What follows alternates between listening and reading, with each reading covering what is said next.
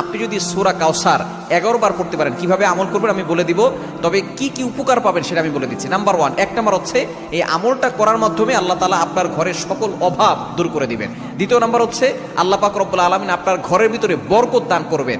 এবং 3 নাম্বার হচ্ছে দুশ্মন থেকে আল্লাহ তাআলা আপনাকে মুক্তির ব্যবস্থা করে দিবেন। এবং 4 নাম্বার হচ্ছে আপনার জানমাল নিরাপত্তার ব্যবস্থা করবেন আল্লাহ তাআলা। এবং 5 নাম্বার হচ্ছে হাউজে কাউসারের পানি আল্লাহ তাআলা আপনাকে দান করবেন। কেননা এই সূরা কাউসারের ভিতরে ইন্না আতাইনাকাল কাউসার, হাউজে কাউসারের ব্যাপারে আল্লাহ পাক রব্বুল আলামিন বলে দিয়েছেন যে এটা নবী সাল্লাল্লাহু আলাইহি ওয়াসাল্লামকে আল্লাহ তাআলা হাদিয়া দিয়েছেন হাউজে কাউসার। একমাত্র আমাদের নবীজি সাল্লাল্লাহু আলাইহি ওয়াসাল্লাম তার উম্মতদেরকে হাউজে কাউসারের পানি পান করাবেন, যা সাদা হচ্ছে দুধের থেকেও বেশি সাদা এবং মধুর থেকেও বেশি মিষ্টি। একবার যে পান করবে 500 বছর ধরে তার কোনো পানি তৃষ্ণা লাগবে না। এটা আপনি কিভাবে আমল করবেন?